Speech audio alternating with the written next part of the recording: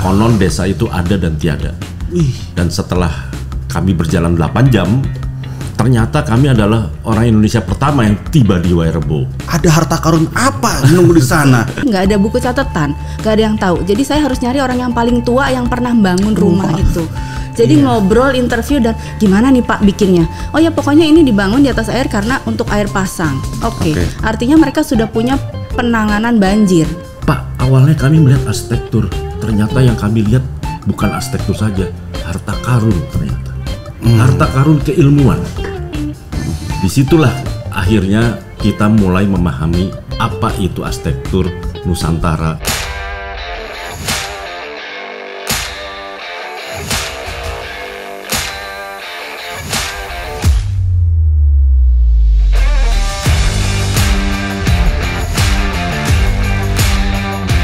Selamat datang dalam Ruang Obrolan Inovasi Budaya. Ruang yang menyajikan obrolan inspiratif para kreasi muda untuk pemajuan kebudayaan Indonesia. Anak muda, temukan ide kreatifmu, ciptakan inovasimu.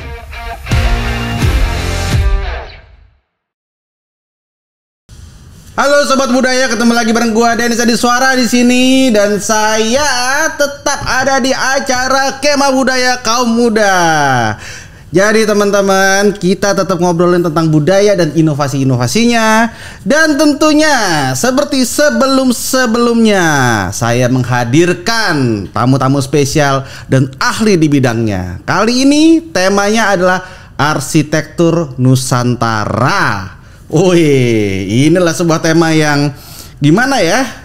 Ini sangat luar biasa ini, karena saya belum pernah kuliah arsitektur, makanya ini luar biasa. Gitu aja sih. Dan di depan saya sekarang sudah ada Mbak Anneke Prasyanti. Halo Mbak. Halo Denis. Nah, beliau ini adalah seorang arsitek pelestari dari Bumi Aras ya Mbak ya. Dan juga pernah jadi kolaborator di Anata Rupa ya. Oke, dan terus juga di sini ada Mas Yory Antar. Dia juga seorang arsitek pelestari dan beliau juga pendiri dari Rumah Asuh. Betul begitu Mas? Betul. Oh, bener ya, ini luar biasa nih, tim saya risetnya kuat. Wah, kuat, bagus. Tapi saya pengen nanya sih sebenarnya ke masing-masing teman-teman di sini, terutama untuk awal Mas Yory. Rumah Asuh itu apa Mas? Boleh jelaskan? Rumah Asuh itu sebuah yayasan yang kami buat sejak tahun 2008. Tahun 2008 kami mencari sebuah desa yang tidak ada di dalam berita-berita maupun peta yang ada di Flores, yaitu desa Wairebo. Kami hanya bermodal sebuah foto internet dari luar negeri. Konon desa itu ada dan tiada. Dan setelah kami berjalan 8 jam, ternyata kami adalah orang Indonesia pertama yang tiba di Wairebo. Ada harta karun apa menunggu di sana? Nah, sebetulnya di sana ada 7 desa, tapi sudah menuju kepunahan. Tinggal 4 rumah adat yang tersisa, tapi 2 dalam kondisi sangat rusak. Jadi desa itu sudah menuju kepunahan. Tapi di desa itu saya menemukan ada 2 antropolog luar negeri yang telah hampir setahun di sana, dan kemudian ada 15 mahasiswa dari Taiwan lagi live in selama 1 minggu di situ. Dan waktu saya pulang, saya menemukan rombongan Spanyol, itu ada 12 orang masuk ke Wairebo. Loh, ini desa kok isinya orang asing semua. Iya, apa spesialnya? Jadi saya pikir ini pasti ada sesuatu. Ini seperti sebuah jendela dunia begitu. Begitu masuk di situ, loh kok ada begitu banyak orang asing ada di situ. Tapi orang Indonesia nggak pernah ada. Nah, oleh karena itu saya ingin tahu ada apa ya dengan desa ini. Dan saya bertemu dengan masyarakat meminta saya tidak boleh pulang, tinggal bersama mereka selama 1 malam. Kami satu rombongan ber-13 begitu. Dan kemudian kepala sukunya malah menyebut kami sebagai orang tua. Bagi kami kedatangan saya dan teman-teman itu adalah kedatangan orang tua. Dan itu pertanyaan sangat mengganggu sekali. Kok kita yang lebih muda dibilang orang tua? Dan akhirnya kami menemukan jawaban setelah kembali dari situ. Jawabannya adalah desa ini mau punah. Kita sebagai arsitek datang ke sana dan kita melihat dan kita terinspirasi, kita pulang begitu saja, tidak memperbuat sesuatu. Secara etika saya merasa bersalah. Kalau kita sudah datang, kita melihat, ibarat seorang dokter datang, lihat, ya sembuhkan dong. Masa malah mempublikasikan penyakit temuannya. Nah, jadi secara etika saya merasa saya harus berbuat sesuatu. Oleh karena itu tahun 2008 saya memutuskan pensiun jadi turis. Selama ini ternyata trip-trip saya ke pedalaman itu trip seorang turis. Datang, lihat, nanya-nanya, mengakses pengetahuan masyarakat. Masyarakatnya nggak dapat apa-apa. Itu seperti trip turis. Dan saya ingin menjadi bagian dari masyarakat. Bila selama ini kita melihatnya dari luar ke dalam, sekarang saya ingin melihat dari dalam keluar. Saya ingin menjadi bagian dari masyarakat. Dengan cara apa? Ya mendirikan rumah asuh. Untuk apa? Untuk melestarikan kembali desa adat itu. Caranya bagaimana? Kita mencari donatur. Dan satu persatu rumah-rumah itu kemudian diperbaiki. Tapi yang memperbaiki masyarakat sendiri. Yang membangun masyarakat juga. Tapi pada saat dalam pembangunan kami merasa ini peristiwa luar biasa banyak harta karunnya. Jadi nggak boleh kita sendiri yang menikmati. Jadi saya ajak perguruan tinggi mengirim mahasiswa untuk live in. Dan mahasiswanya sama, mereka komennya, Pak, awalnya kami melihat arsitektur, ternyata yang kami lihat bukan arsitektur saja, harta karun ternyata. Harta karun keilmuan. Disitulah akhirnya kita mulai memahami apa itu arsitektur Nusantara, apa itu arsitektur tradisional, dan kenapa kita tidak mempelajari lagi dan cenderung ikut bagian memusnahkan budaya kita sendiri. Disitulah harta karunnya. Oke, ini makin seru ya. Baru berapa menit teman-teman udah mulai seru, tapi tahan dulu tentang apa itu arsitektur Nusantara. Kita akan bahas itu nanti. Kita sekarang pindah ke Mbak Anneke. Nah, kalau Mbak Anneke sendiri, apa yang dimaksud dengan arsitek pelestari itu ngapain sih, Mbak?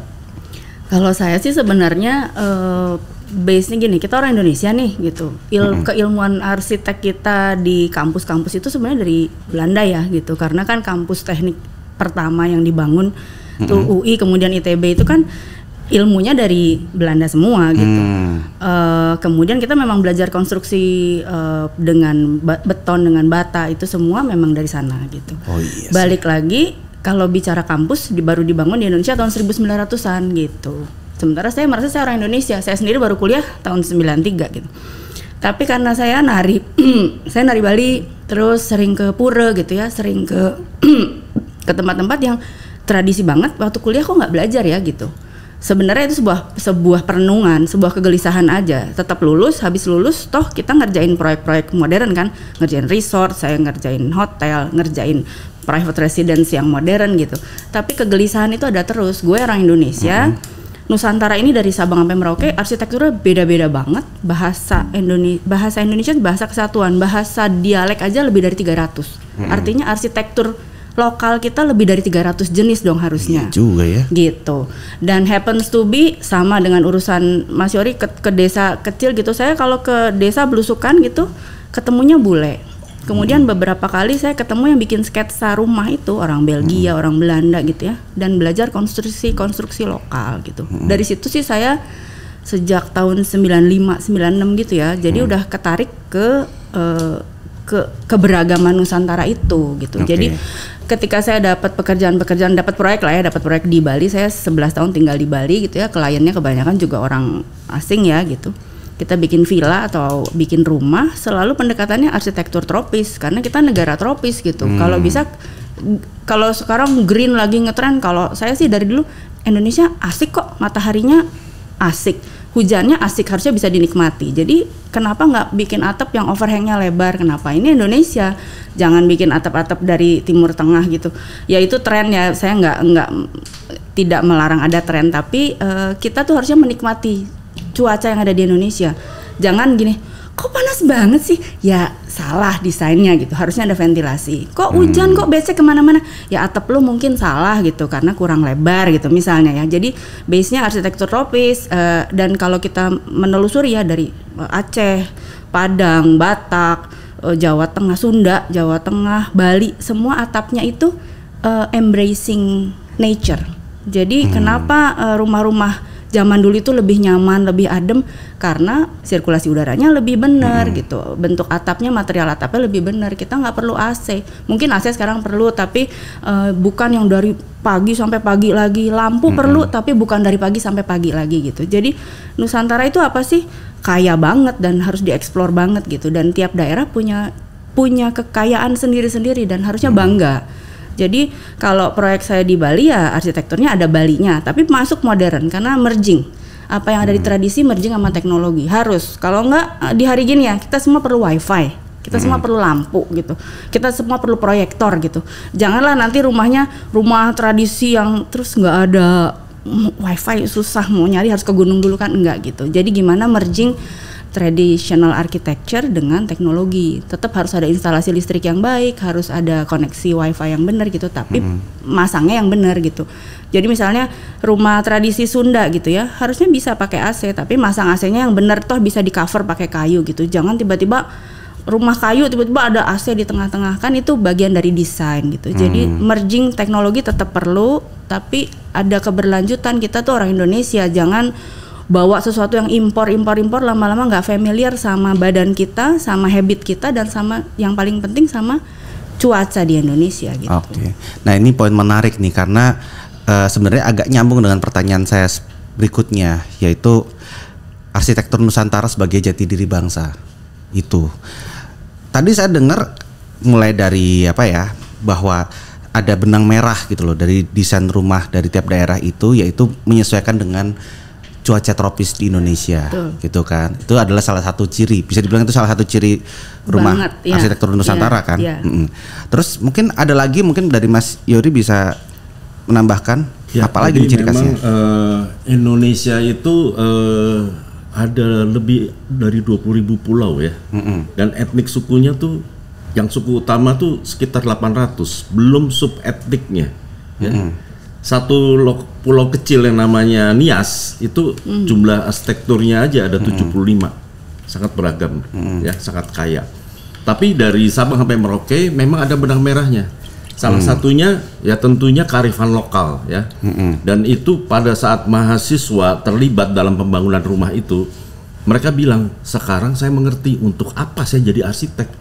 Tadinya waktu kuliah bingung dia. Ini ilmu apa nih kok nggak nyambung semua. Begitu melihat masyarakat membangun lagi, saya paham jadi arsitek.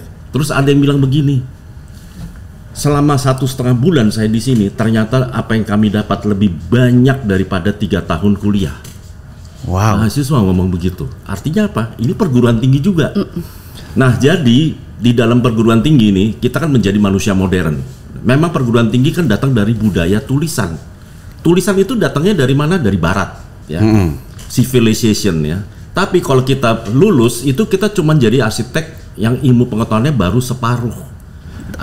Ibaratnya otak kirinya baru keisi, otak kanannya belum. Nah, kita mempunyai arsitektur yang lain, yaitu arsitektur tradisional. Arsitektur tradisional itu datangnya dari mana? Budaya lisan. Tidak ada tulisan, tidak ada buku, tidak ada gambar.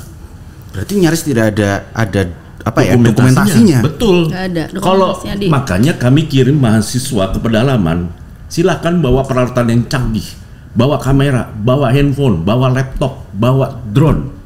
Tugas kamu adalah dengan semua peralatan modern itu mentransfer budaya lisan jadi tulisan. Setelah jadi tulisan, kalian bisa terbitkan dalam buku, rubah tuh mindset perguruan tinggi kita. Karena saya percaya dengan ilmu arsitektur yang kita pelajari dari pendidikan modern, disinergikan dengan ilmu arsitektur tradisional dari budaya lisan, itu akan menghasilkan ledakan inspirasi baru. Nah, dengan demikian kita akan kembali menjadi bangsa penemu. Kalau sekarang nih di era modern kita cuma jadi bangsa followers. Iya, kita ikut-ikutan nggak punya arah gitu kan. Iya, bangsa konsumen. Iya, bangsa konsumen memang disiapkan untuk begitu. Di dalam pendidikan kita juga udah begitu dari awal. Begitu. Oke. Nambahin ya, kenapa kita seperti itu bedanya sama Korea sama Jepang? Edukasi kearifan lokal tuh ada dari zaman SD. Di kita nggak ada. Di materi kurikulum kita tuh di SD nggak ada, di kuliah arsitektur nggak ada juga gitu. Tapi kayaknya sekarang udah ada sih mutan lokal. Tapi sedikit banget gitu. Jadi kayak Ya itu tadi ya, mungkin ya tadi cerita sedikit orang Indonesia yang rumah aslinya rumah panggung kayu ngerasa lebih miskin daripada yang rumahnya batako. Waduh, nah ini juga nih cerita menarik nih. Wakatobi itu yang paling impresif buat saya, perkampungan Bajo kan ya, di atas air semua. Rumahnya buat saya arsitektur yang sangat menarik karena di atas air pakai ceracap-ceracap gitu. Apa itu ceracap? Jadi nggak pakai kolom ya. Dulu kan harus ada kolomnya harus beton gitu dan harus ada jaraknya pasti gitu. Begitu ke Kampung Bajo, jaraknya nggak ada yang sama tuh. Ada kayu ini, ada kayu itu, jaraknya beda-beda. Tapi kayunya semua kayu tahan air. Terus jadi diskusi, harus interview seperti kata Mas Yori tadi, nggak ada buku catatan, nggak ada yang tahu. Jadi saya harus nyari orang yang paling tua yang pernah bangun rumah itu. Jadi ngobrol, interview, dan gimana nih Pak bikinnya? Oh ya pokoknya ini dibangun di atas air karena untuk air pasang. Oke. Artinya mereka sudah punya penanganan banjir. Di hari ini ketika budaya dari barat bikin rumah harus di atas tanah. Harus ada fondasi dengan slope beton. Itu ilmu dari barat gitu. Ketika banjir apa yang terjadi? Ya kerendam dari rumah gue. Ya iya kalau di pinggir laut, coba pakai ilmunya suku Bajo, rumah lu gak akan kerendam. Itu kearifan lokal. Kenapa? You see the potential of the nature kan gitu. Bukan hanya matahari, bukan hanya hujan, tapi laut ada waktu pasangnya juga. Gitu. Atau lebih gampangnya adalah dulu berabad-abad yang lalu sudah pernah ada yang bikin, tapi kebanjiran mulu, ya kan? Akhirnya mereka belajar, menemukan cara sehingga terciptalah metode yang sekarang dipakai oleh mereka. Itu kan luar biasa cerdas, tapi memang karena nggak ditulis, nggak ada penterjemahnya, jadi nggak ada yang tahu. Terus misalnya rumah mereka rumah panjang, rumah kayu, terus tingginya 2 meter ya gitu. Masuk ke rumahnya nggak panas tuh, kenapa nggak panas ya? Oh atapnya dari rumbia, jadi daun-daun yang mereka panen sendiri dari halaman terdekat lah di mana gitu. Ambil. Di hari ini rumbia susah Bu. Soalnya sekarang yang di toko bangunan terdekat adanya seng, jadi kita pakai seng. Ya elah panas kali Pak gitu. Oh seng itu panas ya Bu, soalnya keren. Informasi itu hanya karena mereka ada gap informasi, mereka nggak tahu aja. Gitu. Ini yang perlu kita lurusin dan perlu saya tanya juga. Memang gimana ya? Kalau menurut saya ya, yang namanya identitas budaya dalam arsitektur Nusantara di tiap daerah itu memang kan sudah apa ya, sudah mengalami apa ya, banyak hal dari masa lalu sampai sekarang dan mereka pertahankan karena ada alasan tertentu kan gitu. Tapi tiba-tiba semua itu dikorbankan gara-gara merasa kalah keren. Betul. Emang yang keren ya itu kayak gimana sih menurut mereka sekarang? Mereka terakses TV yang muncul di tayang nasional. Mungkin sekarang ada beberapa ya TV yang tayang nasional yang mungkin menayangkan stripping jenis film tertentu yang rumahnya mewah-mewah dengan beton menjulang, kemudian kolomnya kolom gaya Yunani gitu ya, kemudian tiba-tiba ada emas-emas, ada ukiran-ukiran yang nggak familiar buat mereka di daerah. Terus oh rumah tuh kayak gitu ya gitu. Oh orang Jakarta tuh rumahnya begitu. Jadi orang kaya begitu, kalau kita rumahnya kayu semua berarti miskin. Jadi waktu saya ngobrol itu, yuk kita hitung-hitungan yuk gitu. Harga keramik berapa, harga batako berapa, harga kayu papan ini harganya berapa. Dihitung-hitung harga rumah mereka di atas 500 juta. Sementara rumah-rumah RSS itu kan 80 jutaan rata-rata dibangunnya gitu. Loh, jadi kita orang kaya ya Bu? Ya iya, kamu kaya, cuman kamu belum tahu bahwa kamu tuh keren dan kaya. Jadi sebenarnya ada informasi yang nggak nyampe karena ya itu muatan lokal di bagian diedukasi kan sebenarnya gitu, dari keluarga, dari sekolah, dari lingkungan gitu. Termasuk pakaian ya gitu, termasuk kain gitu. Kenapa sekarang ibu-ibu banyak yang kembali ke kain nasional gitu? Karena kenapa keren? Kain nasional lebih mahal daripada kain impor yang printing kan gitu. Seperti itulah. Oke. Ini menarik nih. Jadi teman-teman ngapain jauh-jauh ngeliat ke TV ya, kalau kita belum ngecek apa yang kita punya dulu gitu. Nah, itu penting. Dan harus ada yang ngasih tahu. Ternyata tetap gini, kalau kita orang luar, kita bisa ngasih tahu bahwa lu keren. Mungkin kalau lu ngaca tiap hari ya, lupa bahwa lu tuh keren. Emang gua keren ya gitu, karena mungkin monolog. Tapi harus ada orang lain yang bilang, lu keren kok gitu. Iya, buktinya tadi Mas Yori juga gitu. Pas mereka datang, tahu-tahu timnya Mas Yori datang, tahu-tahu udah dari negara mana? Spanyol, dari Taiwan, terus lagi dari mana tadi? Dari Amerika, Inggris, banyak sekali kalau dari catatannya. Jadi kalau buat saya tuh memang dalam urusan budaya, kita harus merubah mindset. Merubah mindset itu lebih cepat. Ya. Oke. Contohnya, saya sangat terinspirasi dari ekspedisi Wanadri keliling pulau-pulau terluar selama 3 kali ekspedisi. Di ekspedisi terakhir, dia bilang begini, ternyata kami belum tidak mengelilingi pulau-pulau terluar. Ternyata yang kami temukan adalah kami menemukan pulau terdepan. Nah, langsung rubah mindset dong. Iya dong. Yang selama ini di ujung, ternyata itu yang tadinya dianggap paling luar, yang paling tidak terurus, menjadi pintu masuk terdepan. Betul. Ya, misalnya Nusantara kita dianggap laut, laut tuh pemisah. Sekarang kita rubah mindsetnya, laut pemersatu. Nah, langsung berubah. Nah, kalau tadi Anda bilang yang ini keren, semua orang akan bilang keren. Masalahnya arsitektur Nusantara itu di dalam pendidikan modern dianggap peninggalan masa lalu, dianggap peninggalan zaman kebodohan, dianggap peninggalan zaman kegelapan. Karena mereka berbicara sama alam, bicara sama pohon dan sebagainya. Itu yang harus kita rubah. Terus diubah. Itu yang harus kita rubah. Kenapa? Karena begitu saya lihat, ya, kita lihat beda arsitektur Nusantara. Tadi udah dijelaskan, yang satu pakai pondasi, yang satu bikin basement, yang satu banjir. Arsitektur Nusantara tidak melukai bumi. Mereka berdiri di atas umpak, ya, dan umpak di atas batu. Umpak tuh batu. Di atas jadi batu. nggak ada ikatan apa-apa. Jadi batu. Kalau pernah ke Sumba ya? Pernah. Jadi kan itu cuma batu dibolongin. Lalu ada kayu di atasnya. Itu nggak ada apa-apa, ditaruh aja. Dan strukturnya mereka dengan sebuah parang bisa bikin rumah. Sementara kita harus pakai traktor, pakai windmill, segala macam, udekan semen. Terus dengan gotong royong. Nah, itulah gotong royong, itu harta karunnya. Dengan gotong royong tidak ada satu tiang, tanpa gotong royong tidak ada satu tiang bisa berdiri. Di situ luar biasanya, ya. Dan ternyata itu semua kearifan lokal. Strukturnya ke knockdown, ya. Nggak ada yang dilas, nggak ada yang dicor, nggak ada. Lu bisa pindahin rumah. Jadi kalau di sini ada masalah, ada gempa bumi, nggak ada satu pun nggak ada yang rusak. Jadi sebenarnya itu kejadian ya, pada saat gempa bumi 1000 rumah ambruk di kota. Kecuali rumah-rumah. Dan itu korbannya tuh sampai 800-an orang, ya. Sementara rumah adat tidak ada satupun yang meninggal. Sampai profesor dari Jepang datang meneliti bahwa alat tes gempa, ternyata rumah Nias itu bisa bertahan terhadap skala 1:11. Wow. 1:8, 1:9 itu semua rumah udah ambruk. Nah, sama tuh pengalaman saya di Lombok. Jadi waktu teman-teman di Lombok kena gempa 7 skala Richter tuh tahun 2018 itu. Pada gini, Bu, bantuin ini gimana gini ya. Kita bantuin cari donasi lah ya.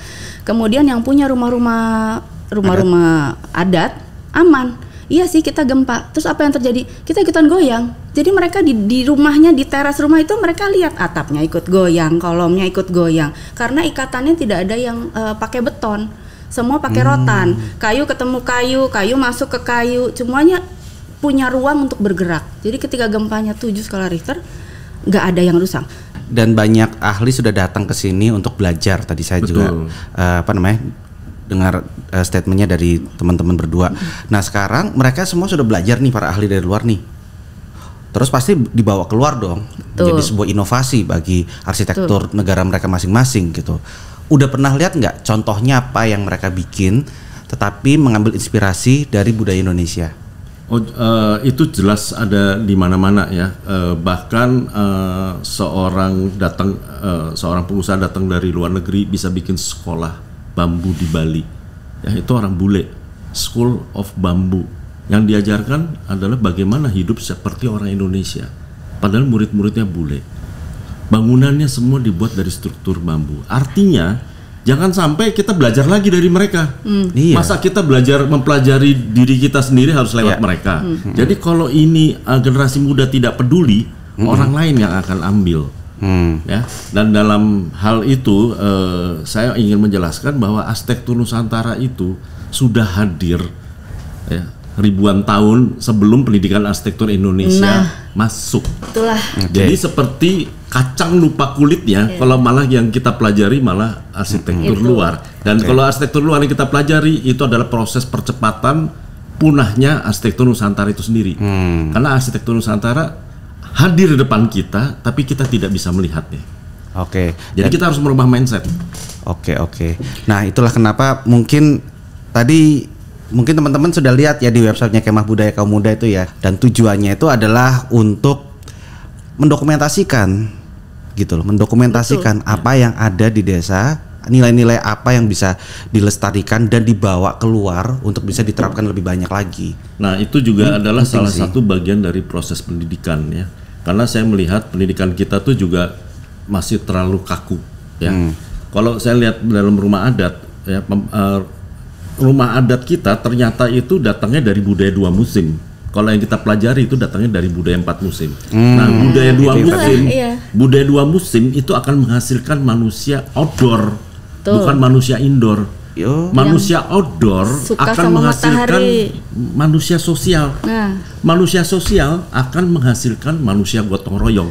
Nah, jadi di dalam arsitektur di kota-kota kita, kita harus rubah. Jadi arsitekturnya adalah outdoor arsitektur. Kalau indoor, akhirnya kita menemukan orang bukan di luar tapi di dalam mall. Ya. Apalagi di era pandemi ini, semua yang di dalam bangunan malah mudah kena COVID begitu.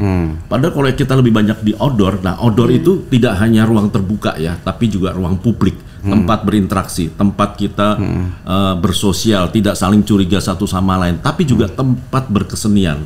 Ya, seni outdoor itu adalah ya nyanyi, tarian, ya. Termasuk apa? Budaya main ya.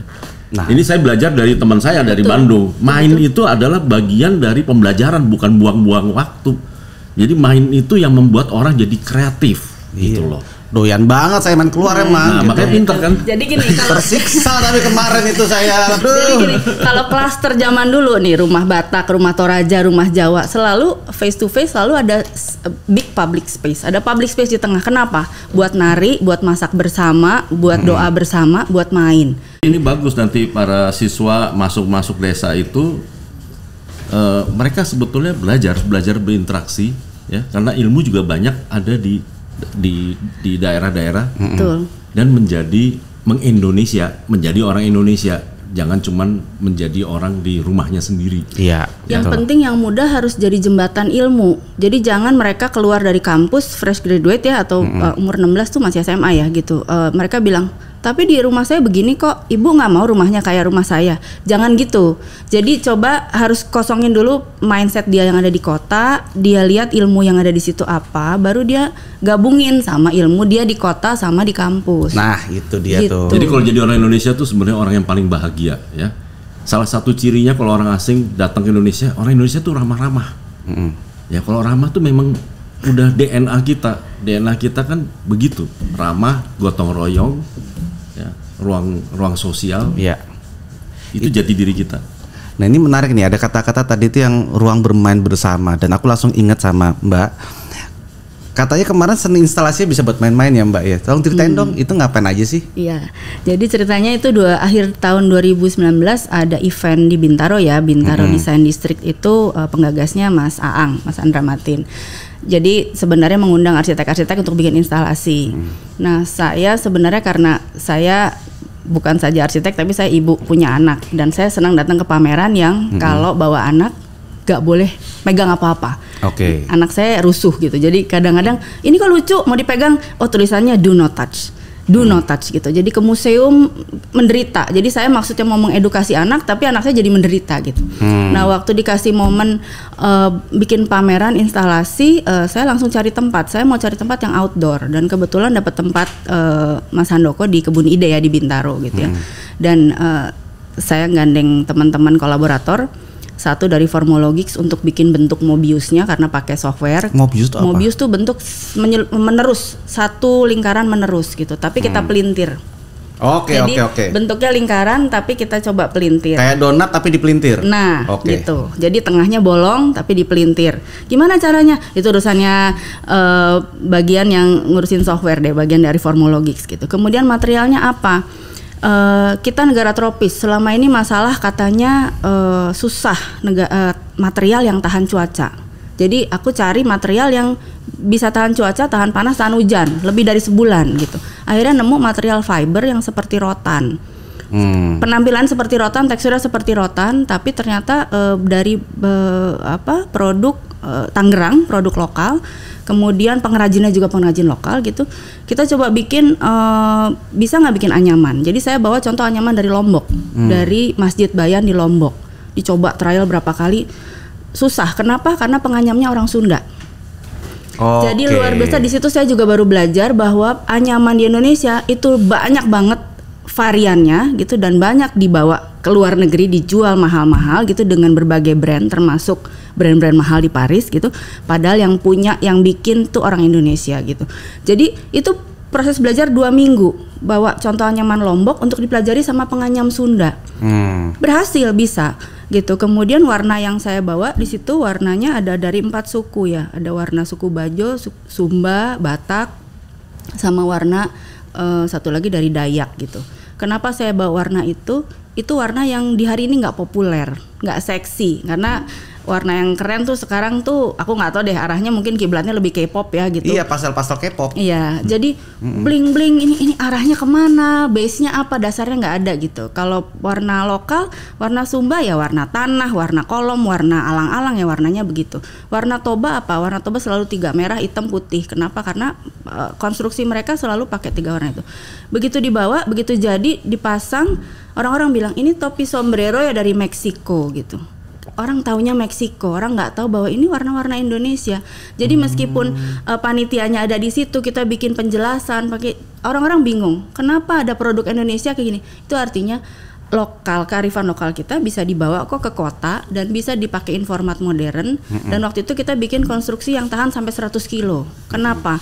Saya mau pameran ini bikin orang happy. Orang datang bisa duduk, bisa foto-foto, bisa nginjek-nginjek, bisa naik, pokoknya target 100 kilo. Akhirnya bisa pakai elas sana sini, pakai struktur gitu ya. Dan happens to be dari 1 bulan pameran, akhirnya pemilik lokasi minta di extend jadi 4 bulan. Mas Handoko yang punya tempat bilang gini, Mbak, orang-orang seneng banget foto-foto di sini, sama itu anak pada bawa anak semua gelundung-gelundung di sini, gantung-gantung di sini. Ini kita sempat sampai perbaiki beberapa kali gitu, tapi artinya kuat gitu, dan itu bisa dibuktikan bahwa instalasi itu sebenarnya produk arsitektur juga, dan sebenarnya nggak usah bawa dari barat kok, itu soulnya Indonesia banget, anyaman, produknya lokal, yang bikin ibu-ibu lokal gitu, dan kita sama-sama orang Indonesia semua kerjasama gitu. Jadi susah menjelaskan ke publik karena sesuatu yang tidak populer, tapi saya senang banget bisa bikin itu gitu. Baik, itu namanya apa eventnya? Bintaro Design District. Ya, dan aku kasih nama Anata Rupa karena Anata sebenarnya artinya Nusantara, bineka, berbeda-beda. Rupa ini bisa beda-beda, tapi kalau kita nganyam jadi satu tuh kuat. Makanya bentuknya anyaman tadi ya. Bentuknya pertama anyaman, kalau kita lepas satu-satu nggak akan kuat. Kita tuh harus teranyam kuat. Itu suku bangsa beda-beda nggak ribut kan gitu.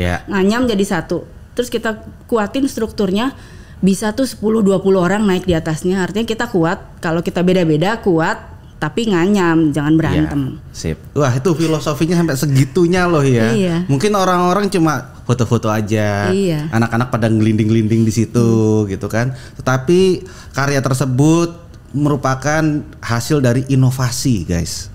Inovasi dari mana? Inovasi dari budaya lokal yang kita punya digabungkan dengan seni instalasi modern gitu. Betul. Nah, itu yang bisa terjadi, dan masih banyak lagi karya-karya yang bisa dieksplor. Terutama kalau kamu mau menilik lebih dalam apa saja kekayaan budaya di Indonesia ini. Nah, sebelum gue tutup, gue pengen nanya dulu nih ke teman-teman yang ada di depan saya ini. Gini loh, kalian sudah berkarya macem-macem, bikin seni instalasi ini, terus habis itu ke Desa Wairebo, bawa mahasiswa, mencatat apa saja yang ditemukan di mana, di desa-desa adat gitu. Lalu bikin karya lagi, ini itu dan segala macam. Sehingga pertanyaan saya sih sebenarnya basic gitu loh. Itu duit sendiri atau duitnya siapa sih? Nah, kalau mau tahu jawabannya, duitnya dari mana? Jangan kemana-mana dulu, tetap di Kemah Budaya Kaum Muda. Di mana-mana butuh profesi arsitektur loh. Negara pun juga butuh, masyarakat pun butuh. Kalau dulu kesannya arsitektur itu hanya dibutuhkan untuk orang yang punya uang, nggak juga. Saya beneran di meja itu hanya untuk menerjemahkan apa materi presentasi mereka gitu, dalam bahasa arsitektur dan bahasa Indonesia yang bisa dipahami oleh pendengar gitu. Dan happens to be fee saya lebih besar dari narasumbernya itu di hari itu. Banyak sekali donatur-donatur yang akhirnya dia bilang, saya punya banyak uang, tapi hidup saya nggak punya nilai. Setelah membangun rumah-rumah adat ini, saya memiliki value gitu, saya memiliki nilai. Sobat Budaya, pendaftaran KBKM 2021 sudah resmi dibuka. Segera tentukan ide kreatif dan inovasimu. Ayo buruan daftarkan kelompokmu dan jadi peserta Kemah Budaya Kaum Muda 2021. Informasi pendaftaran ada di website kbkm.kebudayaan.id. Jangan lupa juga untuk kunjungi dan follow kanal medsos KBKM 2021. Tunggu apa lagi? Ayo!